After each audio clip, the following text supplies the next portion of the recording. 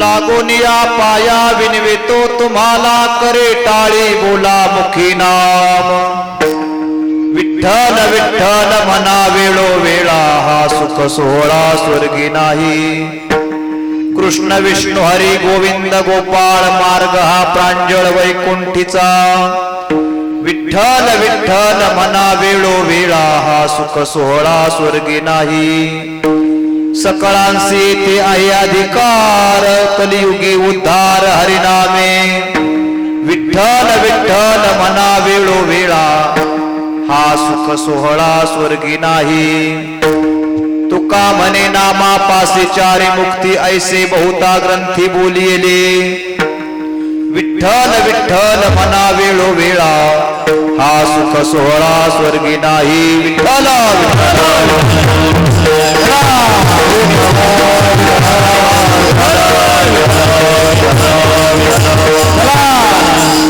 गजाननं भूतगणादिसेवितं कपित्थजम्बुफलचारुभक्षणम् उमासुतं शोकविनाशकारकं नमामि विघ्नेश्वरपादपङ्कजम् शुक्लां ब्रह्मविचारसार परमामाद्यां जगद्व्यापिनीं विना पुस्तकधारिणीं अभयदां जाड्यान्धकारापहां हस्ते स्फाटिकमालिकां विदधतीं पद्मासने संस्थितां वन्दे तां परमेश्वरीं भगवतीं बुद्धिप्रदां शारदां समचरण सरोजं सान्द्र नीलाम्बुदाभं जघननिहितपाणिं मण्डनं मण्डनानां तरुण तुलसीमाला तन्धरं कञ्जनेत्रं सदय धवलहासं विठ्ठलं चिन्तयामि पाण्डुरङ्गा करू प्रथमं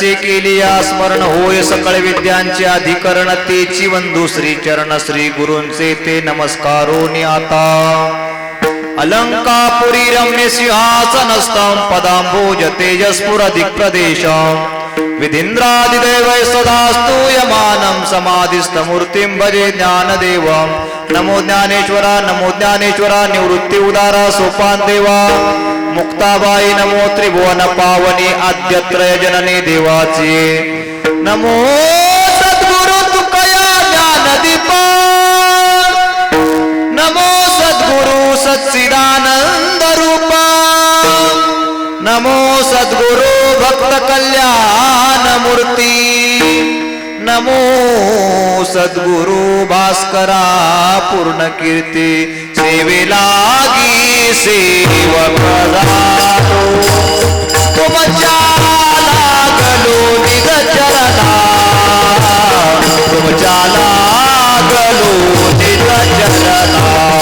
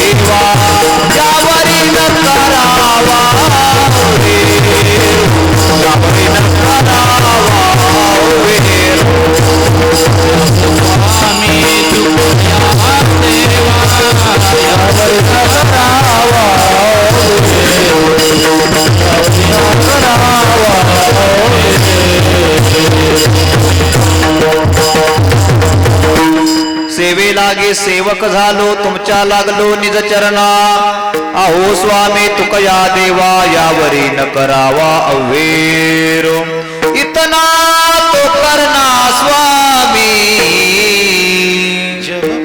जब प्राण तन से निकले गोविंद नाम लेके तब प्राण तन से निकले उस वक्त जल्दी आना नहीं शाम भूल जाना राधे को साथ लाना जब प्राण तन से निकले गोविंद नाम लेके तब प्राण तन से निकले आता मज साह्य येथे करावे देवा तुझे सेवा तुझे सेवा सकळ भुवा उगवोनी आता मज साह्य येथे करावे देवा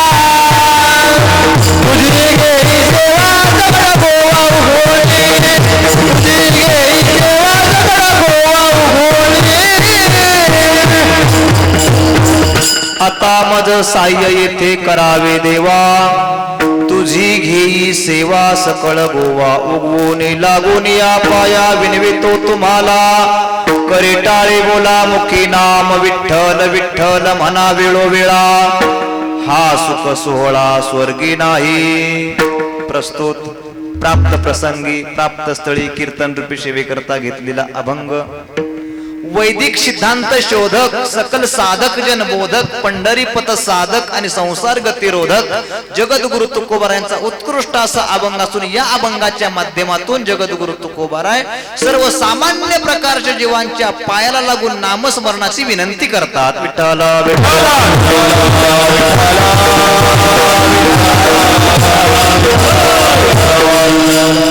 अभंगावरती चिंतन करण्यापूर्वी अल्पसा पर्याय द्यायचा तो असा.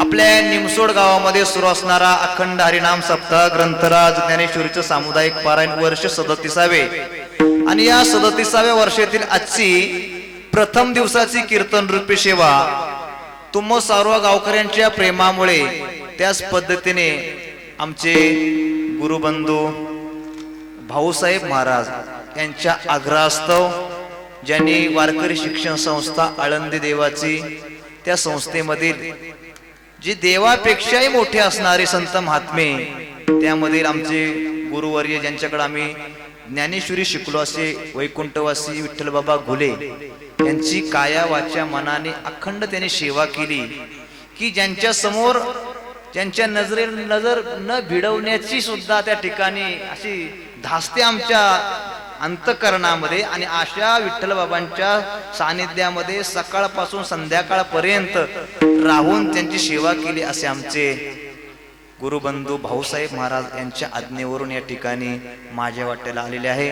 या कार्यक्रमाकरता उपस्थित आमचे मृदंगाचार्य असतील, सर्व गायक वृंद असतील, आमचे गुरुबंधू व्यासपीठ चालक गोपाल महाराज कुठे आहेत या ठिकाणी त्यांच्या मुखारविंदातून आपण ज्ञानेश्वरीचं पारायण या ठिकाणी ऐकत आहात.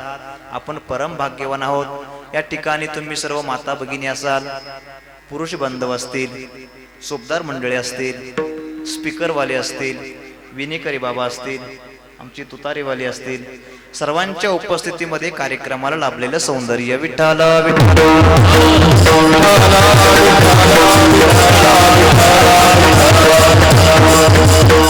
मंदिर पाहिल्यानंतर अत्यंत समाधान वाटलं. भाऊसाहेब महाराजांनी सांगितलं अत्यंत पुराण मंदिर आहे, थोडीफार सुधारणा केलेली आहे त्या ठिकाणी फरशी वगैरे वालावून, परंतु अगोदरचं जे मंदिर आहे असं बांधकाम आतापर्यंत कुठं पाहायला भेटत.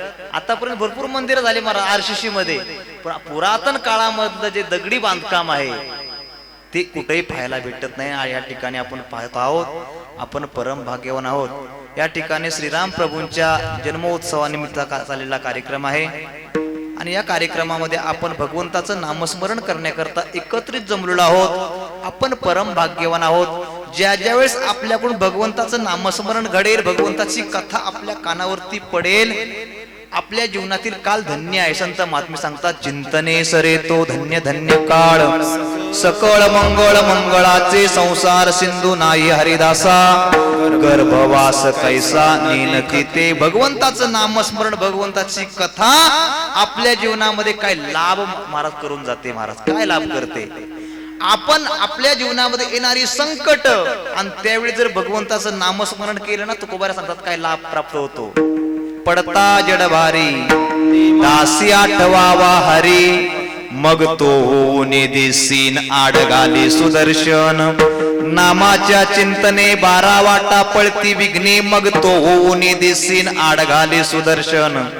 तुका म्हणे प्राण करा देवासी अर्पण, मग तो होऊन दिसीन आडगाली सुदर्शन. आपण भगवंताचं नामस्मरण सुरू केलं की आपल्यावर येणारी संकट, त्या संकटाचे आड भगवंत सुदर्शन चक्र घातल्याशिवाय राहत नाही. विठ्ठल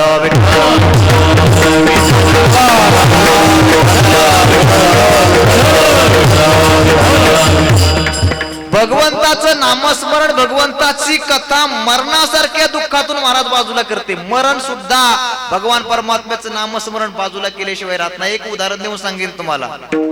2 मित्र होते महाराज. एक होता आस्तिक, एक होता नास्तिक. आस्तिक कोणाला म्हणतात? जो वेदाला मानतो, देवाला मानतो, जो पाप मानतो, जो पुण्य मानतो त्याला आस्तिक म्हणतात. आणि नास्तिक त्याला म्हणतात जो वेदाला मानत नाही, देवाला मानत नाही, पापही मानत नाही, पुण्यही मानत नाही, त्याला नास्तिक म्हणतात. असे 2 मित्र एका ठिकाणी कॉलेजमध्ये जात होते आणि एकाच खोलीमध्ये राहत होते. आणि एक दिवस दोघांच्याही कानावरती अशी बातमी आली, जो आस्तिक होता त्याच्या कानावरती बातमी आली अमुक अमुक ठिकाणी कीर्तनाचा कार्यक्रम आहे, आणि जो नास्तिक होता त्याच्या कानावरती बातमी आली अमुक अमुक ठिकाणी तमाशाचा कार्यक्रम आहे. नास्तिकाची पावलं तमाशाकडे गेली आणि आस्तिकाची पावलं कीर्तनाकडे गेली. जाताना प्रकार असा घडला, नास्तिक तमाशाला गेला, त्याला 2 तोळ्याची सोन्याची अंगठी सापडली, आणि जो कीर्तनाला गेला होता त्याच्या पायामध्ये काटा मोडला. आता मी बाबांना प्रश्न विचारतो, तुम्ही तमाशाला जाणार का कीर्तनाला जाणार? कीर्तन करायचे. अरे वा, लेंगेवरून थोडं संभ्रम वाटला, परंतु दिसण्यावर माणसाने जात जाऊ नाही. असो, या ठिकाणी कीर्तनाला गेला, त्याच्या पायामध्ये काटा मोडला. तमाशाला गेला, त्याला 2 तोळे सोन्याची अंगठी सापडली. तमाशा संपल्यानंतर तोही खोलीवरती आला. कीर्तन संपल्यानंतर तो लंगडत लंगडत लंगडत खोलीवरती आला. दोघांची हकीकत दोघांनी एकमेकाला सांगितली, अरे तमाशाला गेलो आणि 2 तोळ्याची सोन्याची अंगठी सापडली, आणि तू कीर्तनाला गेला आणि तुझ्या पायामध्ये काटा मोडला. मी वाईट करून सुद्धा माझं चांगलं झालं, आणि तू चांगलं करून सुद्धा तुझं काय झालं, वाईट झालं. असं का घडलं असावं? त्यावेळेस तो आस्तिक होता, तो म्हटला हा विचार आपल्या बुद्धीने करण्यापेक्षा आपल्या गावामध्ये महात्मे राहतात, त्या महात्म्यांना आपण ही गोष्ट सांगू, आणि ते जे सांगतील तो आपण निर्णय योग्य मानायचा.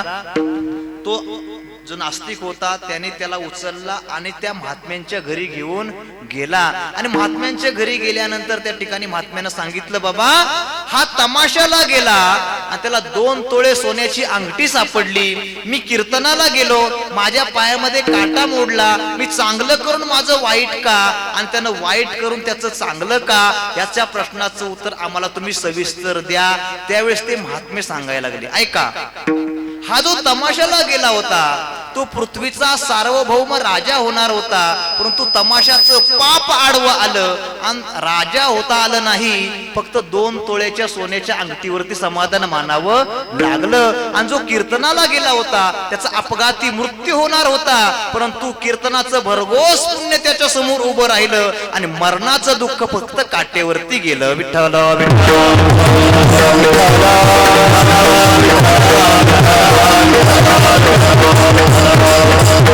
भगवान परमात्म्याचे चिंतन मृत्यूच्या दारातून सुद्धा बाजूला काढतोय, असं भगवान परमात्म्याचं चिंतन आहे.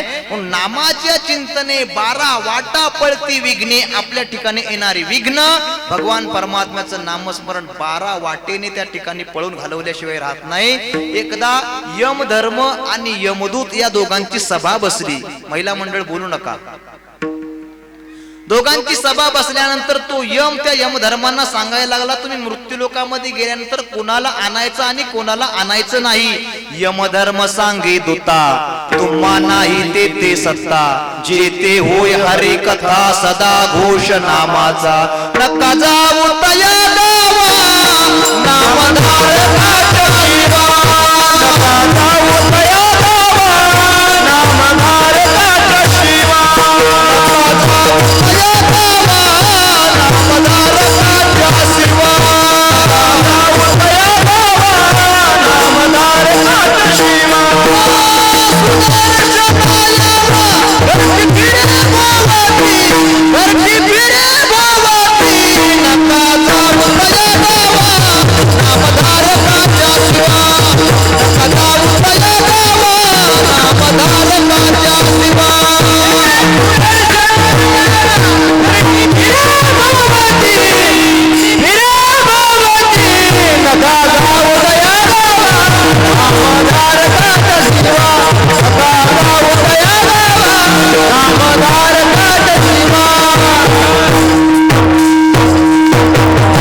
नका जाऊ तया गावा, नामधारकाच्या शिवा.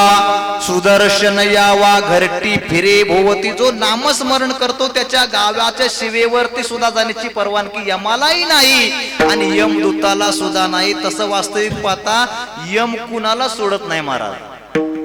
यमाकडे तुम्ही किती वशिला लावा, यम तुम्हाला सोडणार नाही. मरण्याच्या पूर्वी यम भेटण्याकरता येतो आणि मृत्यूनंतर सुद्धा घेऊन कोण जातो? यम. यम दोघांना दिसतो. कुणाला? पकवाजाला आणि कीर्तनकाराला. कीर्तन संपेपर्यंत पकवाजाला यम दिसतो आणि कीर्तनकाराला यम. तसं नाही, दोघांना यम दिसतो. गावातल्या कुत्र्यांना यम दिसतो आणि जो मरणारा मनुष्य आहे त्याला यम दिसत असतो. ज्या वेळेस यम गावामध्ये येतात त्यावेळेस गावातली कुत्री इवळायला सुरुवात करतात.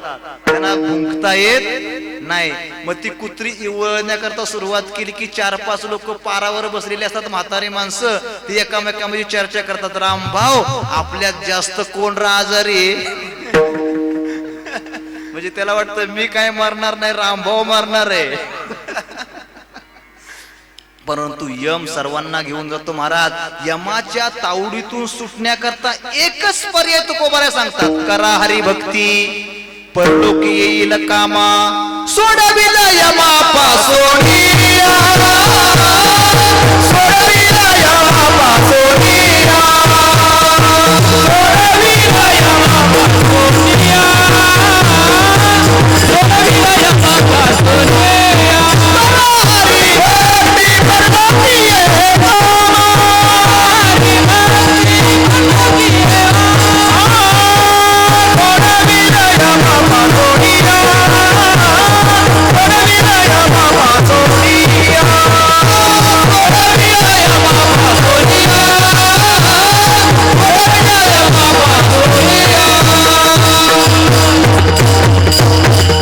करा हरिभक्ती परलोकी येईल कामा, सोडविल यमापासून. आपल्याला यमापासून आपण जीवनामध्ये केलेली भक्ती सोडवल्याशिवाय राहणार नाही. वास्तविक पाहता तुम्ही यमाला किती वशिला लावा, यम तुम्हाला सोडत नाही. एक उदाहरण देऊन सांगतो तुम्हाला. एक मनुष्य त्याचं आयुष्याचं सूत्र बिघडत आलं, आयुष्य संपत आलं. यमदूत नेण्याकरता यम त्याच्या दारात हजर झाले. यमाने दरवाजा वाजवला. तो घर साफ करत करत पाठीमागच्या दरवाजापर्यंत गेला होता. आपल्या दरवाजा कोणी वाजवला हे त्याच्या लक्षामध्ये आल्यानंतर तो धावतच आला. दरवाजा उघडल्याबरोबर साक्षात यम समोर उभा. विचारलं, तुम्ही कोण? मी यम. यम मनुष्याचं आयुष्य संपल्यानंतर जो नेतो ना तो मी यम आहे. कशा करता आला? तो म्हटला, तुझी KYC करायला आलोय. अरे मी कशा करता येत असतो? आयुष्य माणसाचं संपलं की नेण्याकरता येत असतो. तुझं आयुष्य संपलेलं आहे, आता तुला मी नेण्याकरता आलेलो आहे, तुला माझ्याबरोबर यावं लागेल. तो म्हटला, केवढं माझं भाग्य आहे की मी तरुण, इतका डोळ्यांनी धडधडीत तुला पाहतोय. अशा वेळेस तुम्हाला नेण्याकरता आला. माझ्यासारखा भाग्यवान मीच. आतापर्यंत तू ज्यांना नेलं त्यांच्या तोंडामध्ये कधी दात नव्हते, त्यांची केस काळी नव्हती, पांढरी झालेली केस होती, त्यांच्या डोळ्याने त्यांना दिसत नव्हतं, पायाने चालता येत नव्हतं. अशा लोकांना तू नेलस आणि आज मला तरुणाला तू नेण्याकरता आलास. परंतु मी तुला तसा पाठवणार नाही आणि मी तुझ्या बरोबर तसा येणार नाही. मी तुझा काहीतरी सन्मान करणार. यम म्हटलं, काय सन्मान करणार? तुला मी कॉपी दिल्याशिवाय मी तुला जाऊ देणार. यमही म्हटला, आतापर्यंत ज्यांना ज्यांना नेण्याकरता आलो कुणी चहा प्या म्हणलं नाही, कुणी पाण्याचा तांब्या दिला नाही, पण हा कॉफी पाजतोय म्हणजे कॉफी पिऊन गेलं पाहिजे. यम त्या ठिकाणी आसनावरती बसले. हा किचन रूम मध्ये गेला. किचन रूम मध्ये गेल्यानंतर पातेलं गॅसवरती ठेवलं, दूध टाकलं, दुधामध्ये कॉफी टाकली, कॉफी उकळली आणि त्याच्या ध्यानामध्ये आलं की आपल्या पत्नीने गुंगीचं औषध आणलेलं आहे. त्या मांडणीतून गुंगीचं औषध काढलं आणि त्या यमाच्या कॉपीमध्ये टाकलं आणि त्या औषधाच्या गुंगीच्या जे औषध होतं का नाही त्याच्यावरती असं लिहिलं होतं, एकदा गुंगीचं औषध टाकल्यानंतर अर्धा तास गुंगी जात नाही. मग त्या ठिकाणी यमाच्या त्या कपामध्ये गुंगीचं औषध टाकलं, असं कालवलं आणि यमाला पिण्याकरता दिलं. यमाने कॉफी पिल्याबरोबर यम असा फिरायला लागला आणि यम जागेवरती खाली पडला. पडल्याबरोबर यमाने जी माणसं नेण्याची लिस्ट आणली होती त्यानं लिस्ट बघितली तर लिस्ट मध्ये 1 नंबरला याचंच नाव होतं. काय नाव होतं? आनंद महाराज कदम सातारा. मग आता आनंद महाराजांनी विचार केला की आता माझं नाव काल्याच्या दिवशी टाकायचं आणि काल्याचं जे नाव आहे ते पहिल्या दिवशी घ्यायचं. मग त्या ठिकाणी मुलाच्या दप्तरातली एक चिठ्ठी काढली, असा कागद काढला, एक पेन काढला, यमाची लिस्ट एका ठिकाणी ठेवली, ह्यानं ती खालची नावं वर लिहिली, वरची नावं खाली लिहिली आणि यमाची चिठ्ठी गॅसवर नेऊन जाळून टाकली आणि ह्यानं लिहिलेली चिठ्ठी यमाच्या बाजूला ठेवली. यमाला अर्ध्या तासानंतर जाग आली आणि यमाने लगेच चिठ्ठी हातामध्ये घेतली, म्हणजे चला चला चला, परंतु मी थोडं थांबतो आणि माझा निर्णय मी बदललेला आहे. आतापर्यंत मी वरून माणसं खाली नेत होतो, आता निर्णय बदललाय, आता खालून माणसं वर नेणार आहे. आता खालून नाव एक नंबरला कोणाचं होतं, त्याच होतं ना. यमाकडे किती वशिला लावा, यम सोडत नाही. विठ्ठल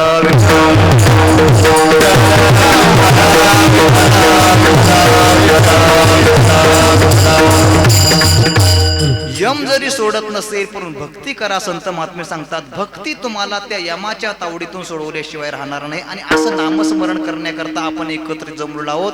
आपण परम भाग्यवान आहोत. जगामध्ये 4 प्रकारचे वर्ग आहेत महाराज. कोणकोणते?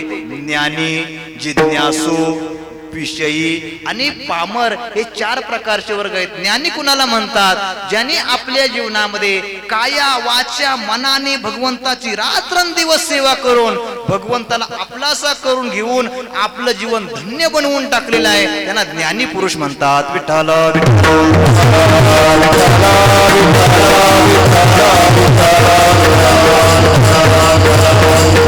त्या ज्ञानी पुरुषांची अवस्था तुकोबार एका ठिकाणी वर्णन करताना म्हणतात, काम नाही झालो बाहेर कामा, झालो बाहेर कामा, झालो बाहेर कामा, नाही झालो बाहेर कामा, झालो बाहेर कामा, झालो बाहेर कामा, काम नाही झालो बाहेर कामा.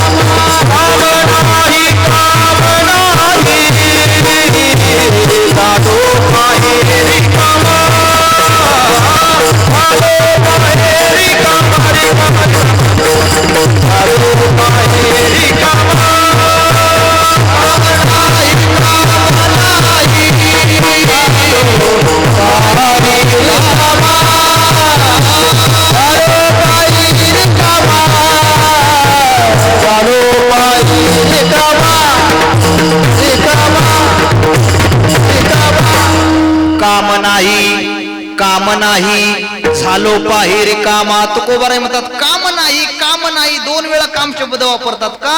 एक काम शब्द सांगतो आम्हाला कर्तव्य शिल्लक नाही, आणि दुसरा काम शब्द सांगतो आम्हाला प्राप्तव्य शिल्लक नाही. संतांना कर्तव्य का शिल्लक नाही? भगवंताची प्राप्ती झाली असल्यामुळे भगवत साधनेचं जीवनामध्ये कर्तव्य शिल्लक नाही, आणि भगवंताची प्राप्ती झाली असल्यामुळे आता दुसरं प्राप्तव्य करण्याचं काही शिल्लक राहिलेलं नाही. संत महात्मे सांगतात, कृतकृत्य झालो, कृत्य झालो,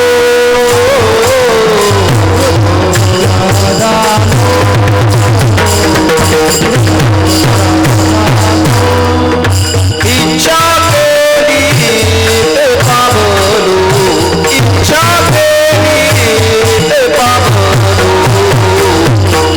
सांभाळून संते, सांभाळून संते, इच्छा केली ते पावलो, इच्छा केली ते पावलो,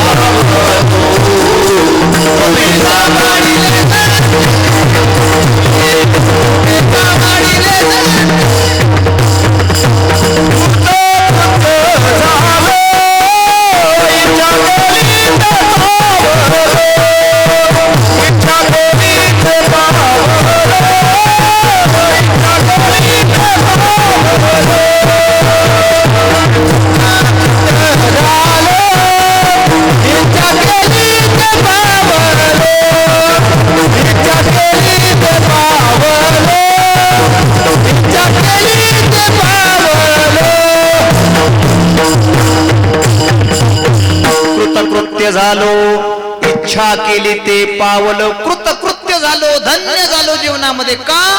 ते भगवंताचं दिव्य ज्ञान अंतःकरणामध्ये आलं आणि त्या ज्ञानाने कृतकृत्य अवस्था प्राप्त झाली. इति गुह्यतमं शास्त्र मिदमुक्तम मया नघ. एतद् बुद्ध्वा बुद्धिमान स्यात् कृतकृत्यश्च भारत. जे भगवंताचं दिव्य ज्ञान अंतःकरणामध्ये आल्यानंतर जीव कृतकृत्य होतो, धन्य होतो. आणि ते ज्ञान ज्यांनी प्राप्त करून घेतलं त्याचं ज्ञानी पुरुष म्हणतात. दुसरा आहे जिज्ञासू. जिज्ञासू कोणाला म्हणतात? भगवंताची तर प्राप्ती झालेली नाही, पण भगवंताची प्राप्ती होण्याकरता अंतःकरणामध्ये तीव्र ज्यांच्या तळमळ लागलेली आहे त्याला जिज्ञासू म्हणतात. कायमी उद्धार पावेन, कायमी उद्धार पावेन, काय कृपा करील नारायण,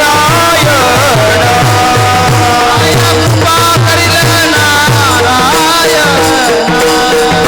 ऐसे तुम्ही सांगा संत जन, तुम्ही सांगा संत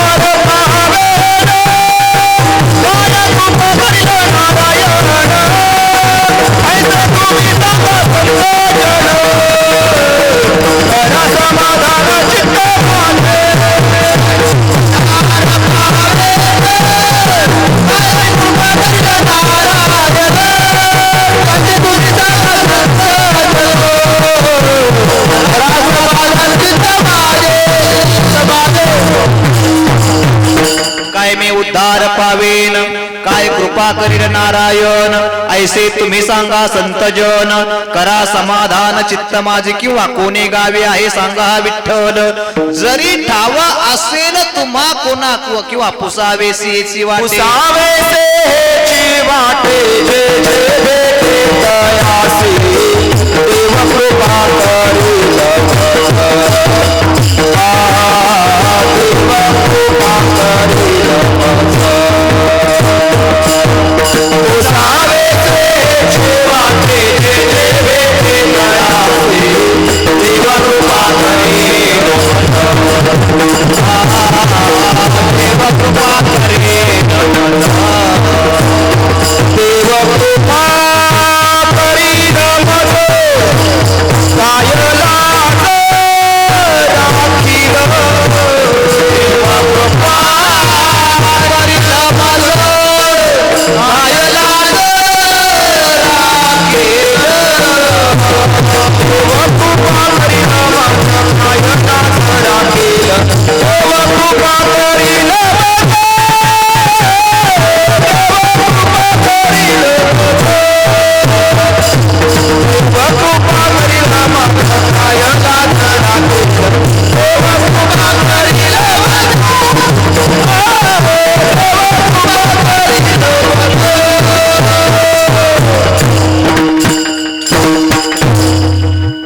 देव कृपा करील मज, काय लाज राखील पुसावेसी याची वाटे. जे जे भेटे तयासी, जो रस्त्याने भेटेल त्याला हेच विचारतात. काय माझ्यावरती देव कृपा कधी करेल, मला ते देवाची भेट कधी होईल, देवाचं दर्शन केव्हा होईल, माझ्या जीवनातील बंधन केव्हा संपेल. असं वाटेत भेटणाऱ्या माणसाला, ज्याला भगवंताची प्राप्ती व्हावी अशी तळमळ लागलेली आहे, तो विचारत असतो महाराज. आता लोक असा प्रश्न विचारत नाहीत महाराज. एकदा कीर्तनाला चाललो होतो महाराज, आणि एक मेंढ्या घेऊन चारण्याकरता निघालं होतं. म्हणलं महाराज एक विचारू तुम्हाला. म्हणलं विचार ना. आलं तर सांगेन, नाही तर तुझ्या वाटेने तू, माझ्या वाटेने मी. म्हणला ज्ञानेश्वर महाराजांनी रेड्याच्या मुखातून वेद बोलवले, खरं आहे का? म्हणलो हाय खरं. मी प्रमाणात तुम्हाला सांगतो. रेड्या मुखी वेद बोलविला, गर्वद्विजांचा हरविला. मग आता तुम्हाला सांगतो, तुम्ही रेड्याच्या मुखातून वेद बोलवू नका, आमच्या एका मेंढराला तरी बोलायला हवा ना. म्हणलो का रे बाबा, तुझ्या वाटेने तुझा, माझ्या वाटेने मी जातो. नाही नाही, तुम्ही कीर्तन करता, तुम्ही माझ्या मेंढराला बोलवला शिवाय मी तुम्हाला पुढे जाऊ देणार नाही. म्हणलो आण तुझं मेंढार पुढं. त्याची मेंढी समोर आणली, त्या मेंढीच्या कानाला धरलं आणि त्याला मेंढीला असं बोललो, एप्रिल नंतर कोणता महिना असतो मेंढीचा कान पिरगाळला? मेंढी म्हणते म्या. म्हणले महाराज तुमची तारीख पुढल्या वर्षी फिक्स. काय प्रश्न विचारते लोक, काय सांगता येत नाही महाराज. परंतु ह्या प्रश्नांना किंमत नाही. ज्याला भगवंताविषयी तळमळ लागलेली आहे त्यांच्या प्रश्न अत्यंत महत्वाचे आहेत. कोणे गावी आहे सांगा विठ्ठल, जरी ठावा असेल तुम्हा कोणा. या मृत्यूलोकामध्ये जन्माला आल्यानंतर या मृत्यूलोकातल्या सुखामध्ये अडकून न राहता यातून सुटण्याची जो इच्छा करतो त्याला जिज्ञासू म्हणतात. विठ्ठल विठ्ठल विठ्ठल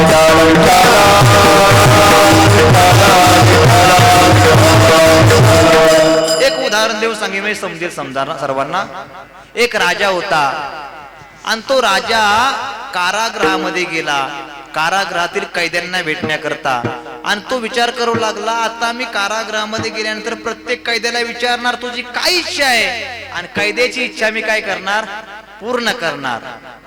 एकाला बोलवला, अरे तू भरपूर दिवस झाले या कारागृहामध्ये अडकून आहेस, तुझी काय इच्छा आहे मला सांग, मी तुला पूर्ण करण्याकरता आलेलो आहे. त्यावेळेस तो कैदी राजाला, त्या श्रीमंत माणसाला म्हणायला लागला, अहो राजे साहेब या ठिकाणी मच्छर भरपूर चावते. काय म्हणला, मच्छर भरपूर चावते, मला मच्छरदानीची सोय करून द्या. राजाने लगेच लिहून घेतलं, याला मच्छरदाणी पाहिजे, लगेच लिहून घेतलं, नाव बाजूला केलं. त्याला दुसऱ्याला बोलवून घेतलं, तुझी काय इच्छा आहे. तो म्हणला, राजे साहेब मला मच्छर चावली तरी चालेल, परंतु मला घरी दररोज गरम पाण्याने आंघोळ करण्याची सवय आहे, मला गरम पाण्याने आंघोळ करण्याची काहीतरी सोय करून द्या. राजाने लिहून घेतलं, याला गरम पाण्याची सोय करून दिली पाहिजे, बाजूला घेतला. तिसऱ्याला बोलवून घेतला, तुझी काय इच्छा आहे. मला मच्छर चावली तरी चालेल, मला गरम पाण्याची आंघोळ नसली तरी चालेल, पण मी घरी श्रीमंत घरचा आहे, मला दररोज गोड खाण्याची सवय, मला जिलेबी खाण्याची सोय करून द्या. राजाने लिहून घेतलं, याला जिलेबी खाण्याकरता पाहिजे. तिसऱ्याला बाजूला घेतला, चौथ्याला बोलवून घेतला, तुझी काय इच्छा आहे. तो म्हणला, मला मच्छरदाणी नसली तरी चालेल, मला गरम पाण्याची आंघोळ नसली तरी चालेल, मला जिलेबी खाण्याकरता नसली तरी चालेल, फक्त मला दररोज इस्त्रीची कपडे घालण्याकरता काहीतरी सोय करून. कुठं सांगतोय, जेलमध्ये. राजाने लिहून घेतलं, याला दररोज इस्त्रीची कपडे पाहिजे. पाचव्याला बोलवून घेतला, तुझी काय इच्छा आहे. म्हटला, मला मच्छरदाणी नको, मला गरम पाण्याची आंघोळ नको, मला जिलेबी नको, मला इस्त्रीची कपडे नको, मग तुला नेमकं पाहिजे काय. फक्त या कैदेतून मला बाहेर काढा, या जेलमध्ये पुन्हा आणू नका. विठ्ठल विठ्ठल.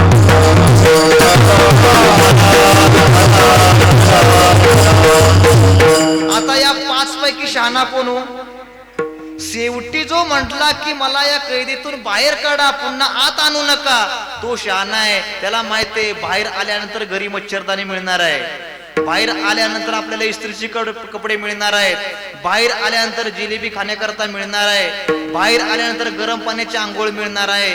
फक्त या संकटातून एकदा आपण सुटलो की सर्व सुख आपल्याला प्राप्त होणार आहेत. तसा या मृत्यू लोकांमध्ये जन्माला आलेला जिज्ञासू आहे, तो म्हणत आहे भगवंताच्या चरणाच्या सुखाचा एकदा अनुभव आला की सर्व सुख मिळाल्यासारखे आहेत. विठ्ठल विठ्ठल.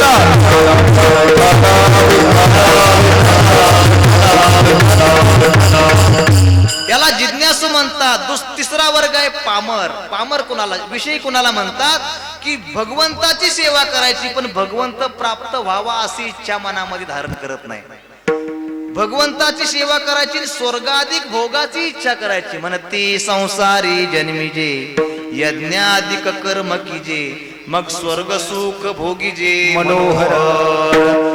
दुसऱ्या अध्यायामध्ये सुंदर वर्णन केलेले. भोग ऐश्वर्य प्रसक्ता नाम तया परुत चेतसाम व्यवसायात्मिका बुद्धी समाधौ न विधीयते, परी एकच कुडे करीते ते स्वर्ग काम मनी धरिते, यज्ञ पुरुषा चुकती भोगता जो जैसा कर्पुराचा राशी कीजे, मग अग्नी लावून दिजे कामिष्टांनी संचरे विजे, काळकुट दैवे अमृत कुंभ जोडला तो पाय हानोनी उलंडिला तैसा नाशिती धर्म निपजला हे तुकपणे सायासे पुण्य अर्चिजे मग संसार का अपेक्षिजे पर नेनती ते काय की जे अप्राप्त देखे जैशी रांधवणी रस सोयनिकी करोनिया मोले विकी तैसा भोगासाठी अविवेकी धाडीती धर्म ज्ञानोबाराय म्हणतात. किती सुंदर ज्ञानोबारांचे ओवे आहेत. ज्ञानोबाराय म्हणतात एका मनुष्याने एक डंपर भरून कापूर आणला. डंपर आणतात का नाही, वाळू भरून कच भरून खडी भरून डंपर, तसा कापूर भरून डंपर आणला. एका ग्राउंड मध्ये आणला, तो उलटा असा केला, सर्व कापराची रास निर्माण झाली. आता कापराची रास निर्माण झाल्यानंतर काय करायला पाहिजे, त्यानं त्यातला थोडा थोडा घेऊन आपल्या देवाकरता ओवाळण्याकरता नेला पाहिजे, पुण्य भेटलं असतं. परंतु त्यानं असा विचार केला, एक कापराची वडी जाळली तर इतका जाळ होतो. विठाला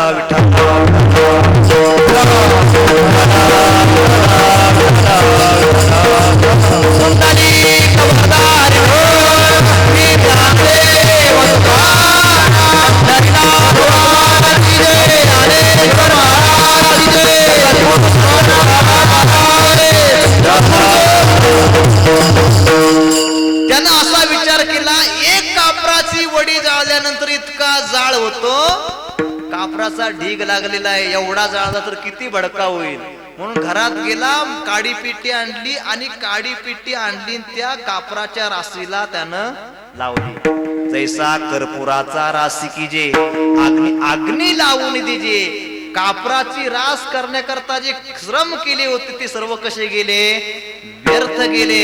तशी भगवंताची सेवा करायची आणि भगवंताची प्राप्ती व्हावी अशी इच्छा न धरता स्वर्गाधिक भोगाची इच्छा करायची. भगवंताची सेवा केलेली कशी आहे, व्यर्थ आहे महाराज. याला विषय म्हणतात. आणि पामर कुणाला म्हणतात, पामर त्याला म्हणतात अंगामनासी रुची यावे एतुले निकृत्या कृत्य नाठवे जो करण्याची नावे भलतेची करी का पाप मज होईल का नरक यातना येईल हे काहीच पुढील देखे ना जो. या करण्यापासून मला पाप होईल का यापासून मला नरक यातना भोगण्याकरता मिळेल असा कोणत्या प्रकारचा विचार न करता त्या ठिकाणी शास्त्राची अनुमती आहे किंवा नाही याचा विचार न करता सरसकट जो कर्म करण्याकरता सुरुवात करतो त्याला पामर म्हणतात. आणि अशा वर्गाकडे संत महात्म्यांचं ध्यान केलं. ज्ञानी पुरुष आहे, त्याचं जीवन धन्य झालेलं आहे. जिज्ञासू आहे, एक दिवस देवाची भेट होणार आहे. विषय आहे, त्याला सुद्धा एक दिवस देवाची भेट होईल. परंतु पामर आहे, अत्यंत तळागाळापर्यंत संसारामध्ये शेंडी पासून बुडालेला आहे, तो सुद्धा वर आला पाहिजे. अशा वर्गाकडे संत महात्म्यांचं ध्यान गेलं. आणि संत महात्मे सांगतात, तुमच्या चरणाला लागून पायाला लागून विनंती करतो, तुम्ही हाताने टाळी आणि मुखाने नामस्मरण करा. अभंगाच्या पहिल्या चरणामध्ये सांगतात, येऊ देता महाराज असतेच येऊ दे. लागून या पाया विनवितो तुम्हाला, लागून या पाया विनवितो तुम्हाला, विनवितो तुम्हाला,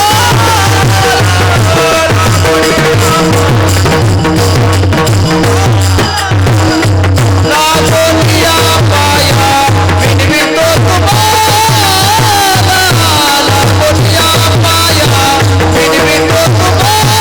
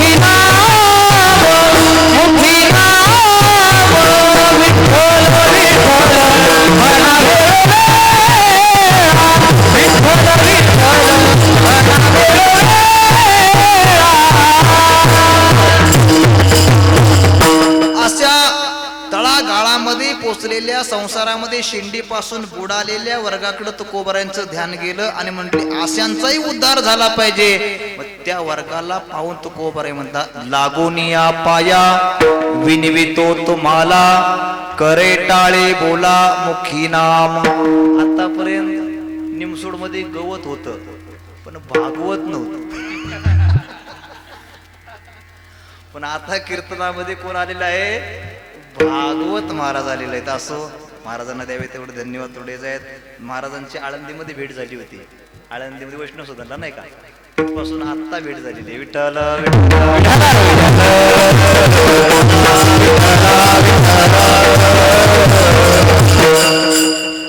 भगवंताच्या प्राप्तीची अनेक साधनं आहेत महाराज. ज्ञान मार्ग आहे, कर्म मार्ग आहे, योग मार्ग आहे. अनेक जरी मार्ग असतील परंतु त्या मार्गातून भगवंताची प्राप्ती होईल असं काय सांगता येत नाही. ते मार्ग भगवंतापर्यंत घेऊन जातील असं काय सांगता येत नाही. यज्ञ यागे स्वर्ग भोग आड येती करता तपे काम क्रोध खवळती नित्यानित्य ज्ञाने अभिमान वाढती करता तीर्थाटने अहंकाराची प्राप्ती हो. ऐशी शोधिले मार्ग नाना परी न येती प्रतिती मग सांडिले दुरी आता गाऊ गीती नाचू हा मुरारे निळा मने करो संसारा बोहरे हो.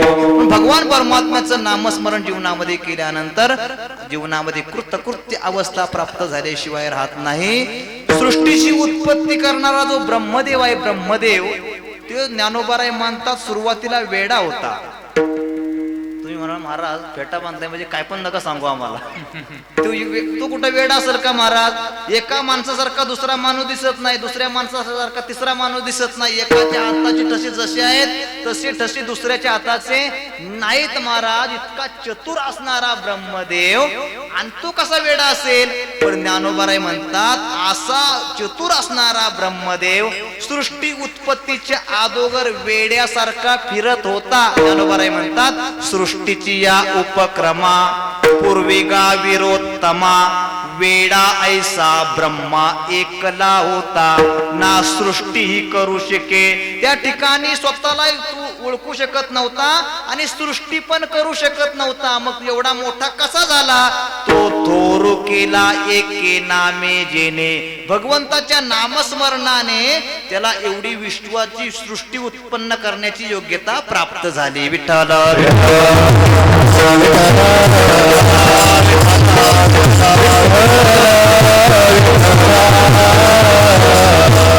म्हणून संत महात्मे सांगतील ते वचन माणसाने ऐकली पाहिजेत. महाराज संत सांगतील त्या मार्गाने मनुष्याने चाललं पाहिजे. जीवाचं निश्चित कल्याण झाल्याशिवाय राहत नाही. जीवाने जीवाच्या पाठीमागं जात जाऊ नये, जीवाने जडाच्या पाठीमागं जात जाऊ नये. जीवाला जर जायचं असेल तर देवाच्या मागं जावं किंवा देवाला मान्य असणाऱ्या संतांच्या मागं जावं. विठ्ठल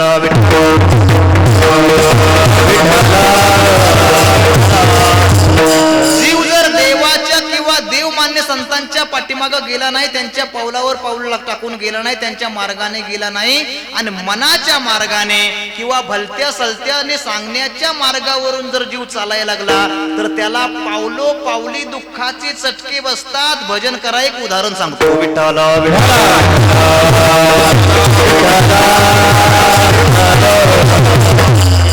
एक जावई बापू सासूरवाडीला निघाले आणि सासूरवाडीला निघाल्यानंतर ते सासूरवाडीची वाट एका जोंधळ्याच्या वावरातून होती. जोंधळ्याचे वावर असतं का नाही, इकडे ज्वारी पेरले का नाही, मग ज्वारीला काय असतात, कणस असतात. मग त्या कणसाच्या वावरातून ती सासूरवाडीची वाट होती आणि आदल्या दिवशी कुणीतरी 100 कणस चोरलेली होती. आणि हा सासूरवाडीला चालल्यानंतर एक सदग्रस्त वाटेमध्ये भेटले. म्हणले कुठं चालले? म्हणले सासूरवाडीला. अरे सासूरवाडीला सुरुवातीला जाताना कसं जायचं तुला माहित आहे का? म्हणला तसं काय माहित नाही, तुम्ही सांगा. तो म्हणला सासूरवाडीला जाताना लवून लवून जायचं. आता लवून जायचं म्हणजे नम्रतेने जावं असा अर्थ न घेता ते वाकून वाकून जायला लागला.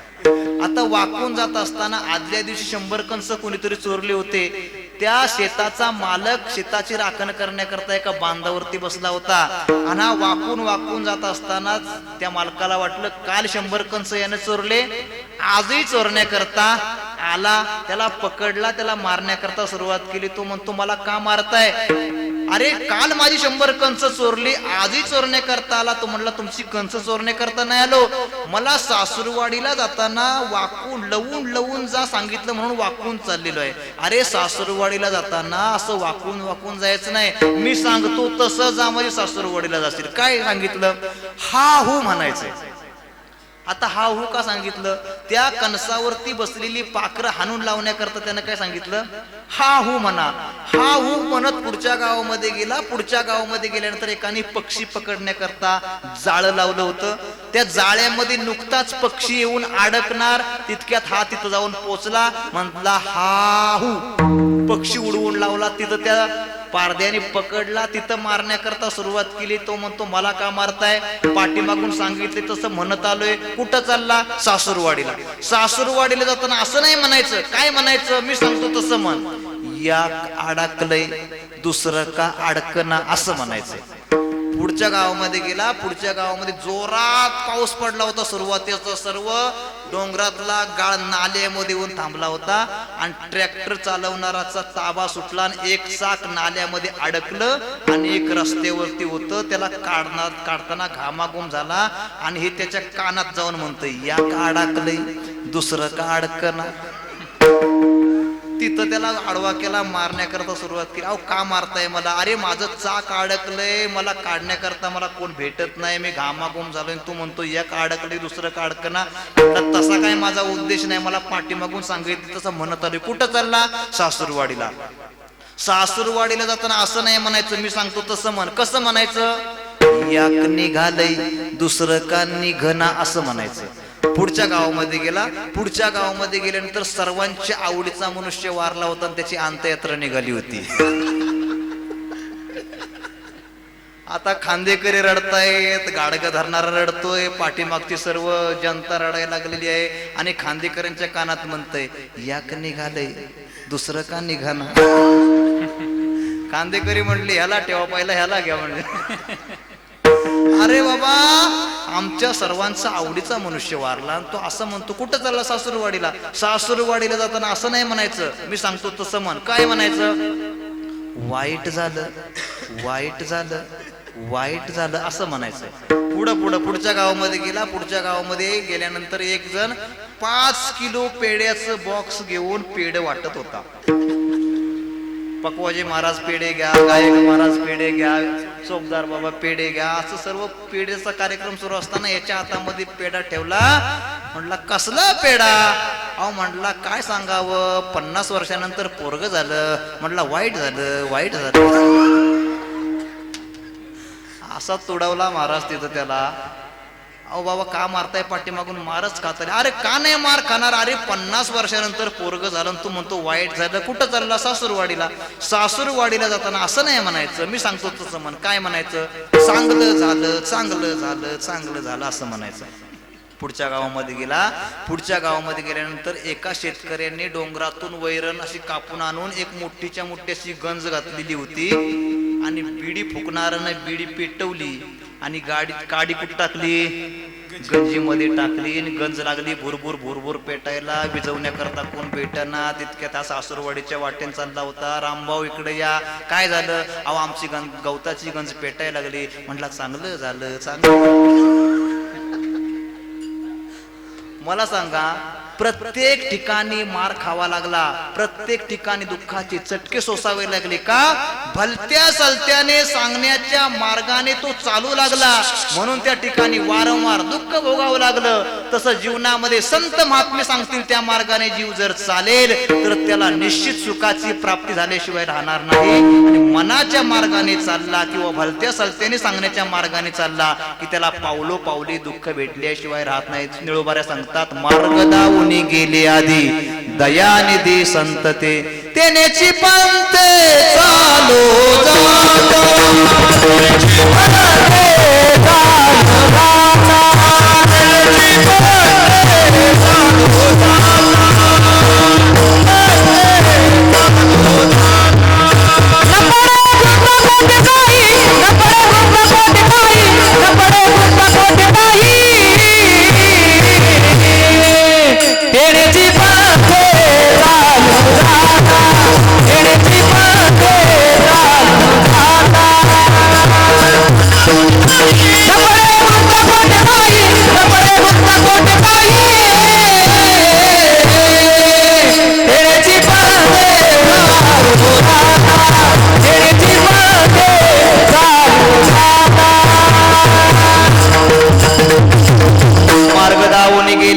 दयानिधी संत ते तेनेची पंथे चालू जाता न पडे गुंता कोठे काही संत महात्मे सांगतील त्या मार्गाने जीव जर चालेल तर निश्चित त्या ठिकाणी सुखाची प्राप्ती झाल्याशिवाय राहत नाही. लागून या पाया विनवितो तुम्हाला कर टाळे बोला मुखी नाम. तुमच्या चरणाला लागतो, तुम्ही हाताने टाळी आणि मुखाने नामस्मरण करा. तुकोबाराय नामस्मरण केल्यानंतर लाभ काय प्राप्त होईल? अवघे होते लाभ एका या चिंतने नाम संकीर्तने गोविंदाच्या. जगामध्ये जेवढे काही लाभ आहेत भगवंताचं नामस्मरण करा.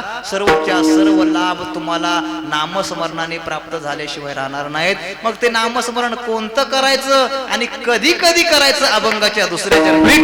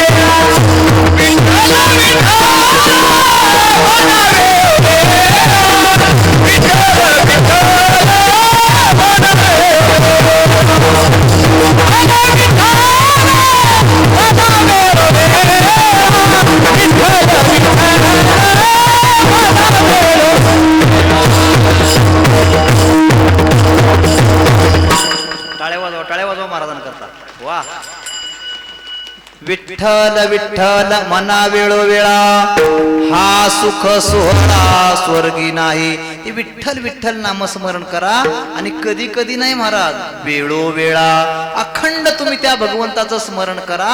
सतत सतत तुम्ही भगवंताचं स्मरण केल्यानंतर काय लाभ प्राप्त होईल? सततम कीर्तयन्तो माम यतन्तश्च दृढव्रतः नमस्यन्तश्च माम भक्त्या नित्ययुक्ता उपासते. तरी कीर्तनाचे निनटनाचे नाशिले व्यवसाय प्रायश्चित्ताचे जे नामची नाही पापाचे. ऐसे केले यमदमा अवकळा आणली तीर्थे ठायावरून उठविली.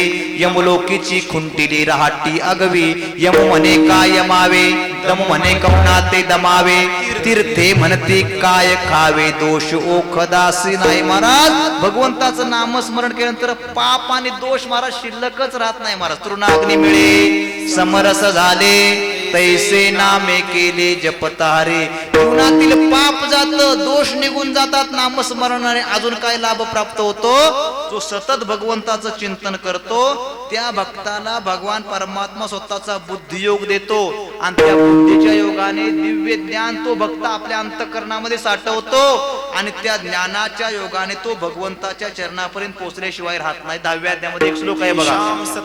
तेषां सततयुक्तानां भजतां प्रीतिपूर्वकं ददामि बुद्धियोगं तम येन मामुपयांति. ते म्हणून विठ्ठल विठ्ठल म्हणा वेळोवेळा हा सुख सोहळा स्वर्गी नाही. त्या भगवान परमात्म्याच्या नामस्मरणाचा जो आनंद आहे हा आनंद स्वर्गामध्ये नाही महाराज. म्हणून स्वर्गातले देव स्वर्गीचे अमर इच्छिताती देवा मृत्यूलोकी व्हावा जन्मा मा नारायण नामे हो जीवन मुक्त कीर्तनी अनंत गाऊ गीती. म्हणून ते नामस्मरण कृष्ण विष्णू हरी गोविंद गोपाळ मार्ग हा प्रांजळ वैकुंठीचा. कृष्ण विष्णू हरी या कृष्ण विष्णू हरी गोपाळ या नामाचे निखळ प्रबंध माझी आत्मचर्चा विशद उदंड गाती.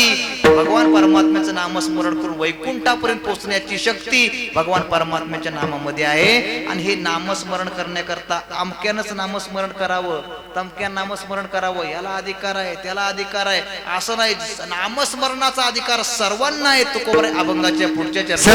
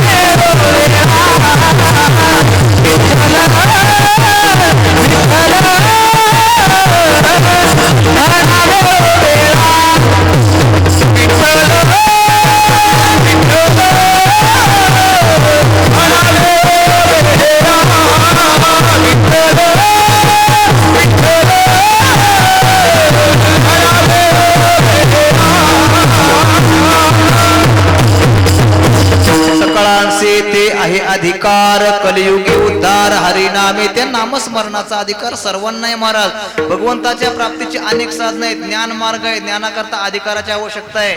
योग मार्ग आहे, योगाला अधिकाराची आवश्यकता आहे. कर्माला अधिकाराची आवश्यकता आहे. सर्व मार्गामध्ये अधिकाराची आवश्यकता आहे. पण नामस्मरणाला अधिकाराची आवश्यकता नाही. सर्वांना नामस्मरण करण्याचा अधिकार आहे.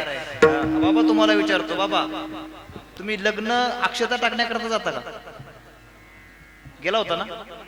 मग त्या मंडपातला नियम काय असतो? नवरा नवरीच्या डोक्यावरती अक्षता टाकायची, बरोबर का नाही? पण आपल्याला जर जाण्याकरता उशीर झाला तर आपल्या अक्षता नवऱ्याच्या डोक्यावर पडते का? पडते का? कुठं पडते? हा, आपल्या जो पुढा असतो त्याच्या डोक्यावरती अक्षता पडते. मग डोक्यावरती अक्षता पडल्यानंतर त्याचं लग्न लागतं का? हा, लागायला पाहिजे ना. आपण अक्षता कोणाच्या डोक्यावर टाकण्याकरता चाललो? नवरा नवरीच्या. पण आपल्या अक्षता तिथपर्यंत पोचतात का?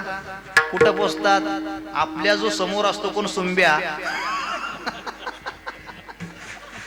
त्याच्या डोक्यावर आपल्या अक्षता आपल्या पडतात. मग त्याचं लग्न लागतं का? नाही लागत. मग तुम्हाला मी विचारतो, त्याचं लग्न का लागत नाही रे बाळा? सांग ना, त्याचं लग्न का लागत नाही? चुकू दे, तुला 50 रुपये बक्षीस आहे. त्याचं लग्न का लागत नाही? कोण सांगाल का दोघांपैकी तुमच्या?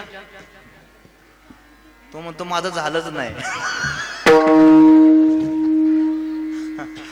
त्यांचं कारण असं आहे बघा, नवरा नवरीच्या डोक्यावरती अक्षता नाही पडल्या तरी त्यांचं लग्न लागतं. आणि आपल्याच्या समोरच्याच्या डोक्यावर अक्षता पडून सुद्धा त्याचं लग्न लागत नाही. त्याचं कारण असं आहे, ती नवरा नवरी दोघं अधिकार संपन्न होऊन मंडपात पोहोचलेले आहेत. त्यांच्या डोक्यावर आपल्या अक्षता पडो नाही तर नाही पडो, त्यांचं लग्न लागल्याशिवाय राहत नाही. आपल्या डोक्यावर एखादी जरी गोणी एखाद्याने उलटी केली तरी आपलं लागू शकत नाही. ती मंगलाष्टका म्हणतात ब्राह्मण काका.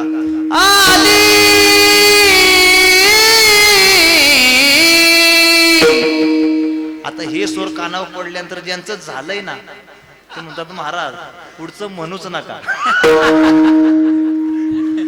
ही मंगलाष्टका ऐकली आणि आम्ही गळ्यात मंगळसूत्र टाकलं, सूत्र गेले त्यांच्या हातात, मंगळ लागले आमच्या पाठीमाग. आणि ज्यांचं झालं नाही महाराज पुढचं म्हणा ना, गोड लागतंय गोड.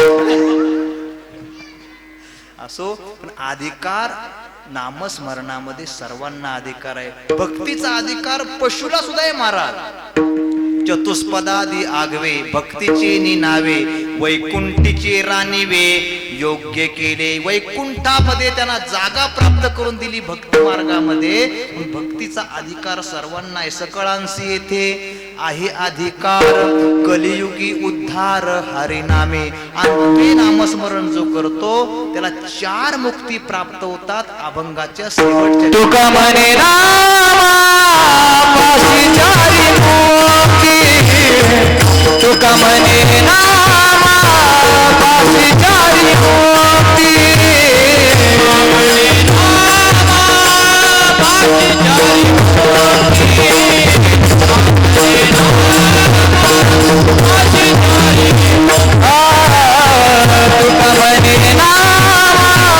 पाशी 4 मुक्ती, तुका म्हणे रामा पाशी 4 मुक्ती,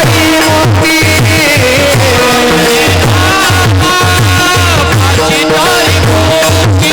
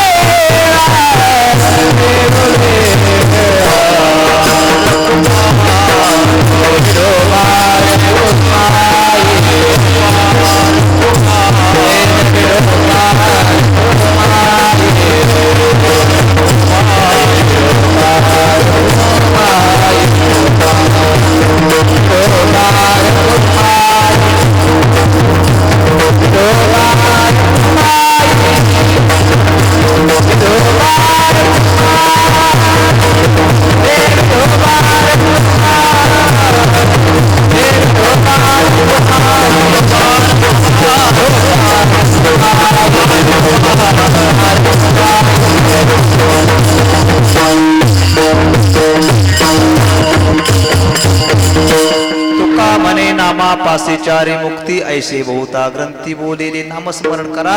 जीवनामध्ये चार मुक्ती प्राप्त झाल्याशिवाय राहत नाहीत. मग ते देवाचं नामस्मरण करा किंवा संतांचं नामस्मरण करा.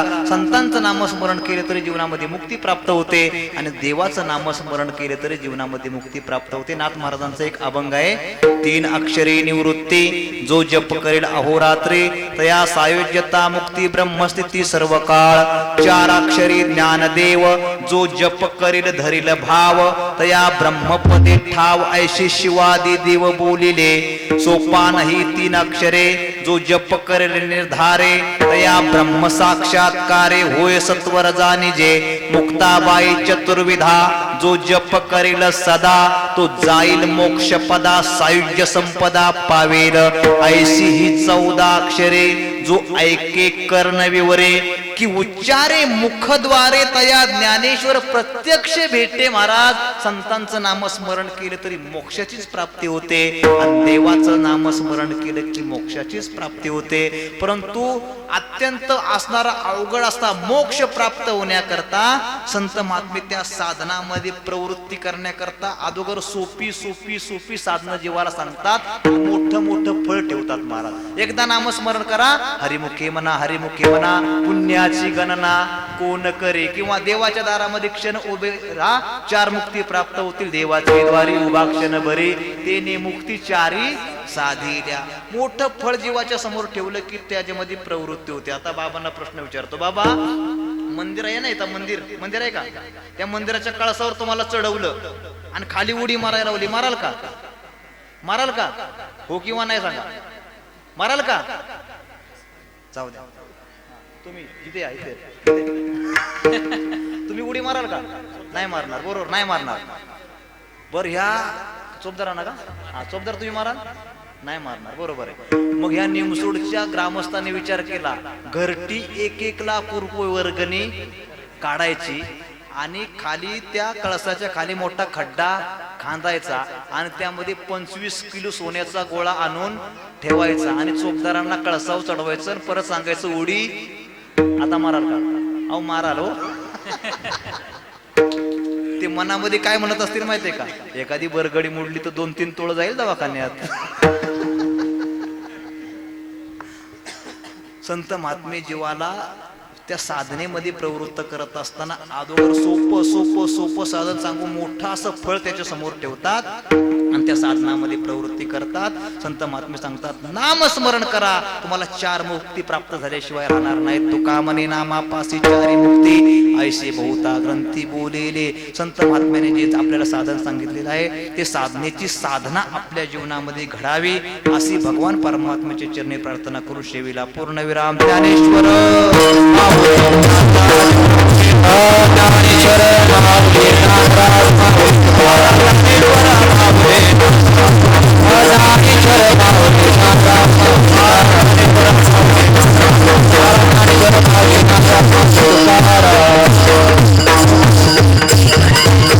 लागून या पाया विनवितो तुम्हाला करे टाळे बोला मुखी नाम विठ्ठल विठ्ठल म्हणा वेळोवेळा.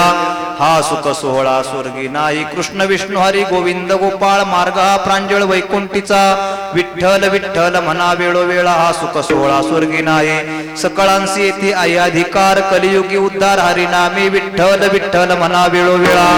हा सुख सोहळा स्वर्गी नाही. तुका म्हणे नामापासी 4 मुक्ती ऐसे बहुता ग्रंथी बोलिले. विठ्ठल विठ्ठल म्हणा वेळोवेळा.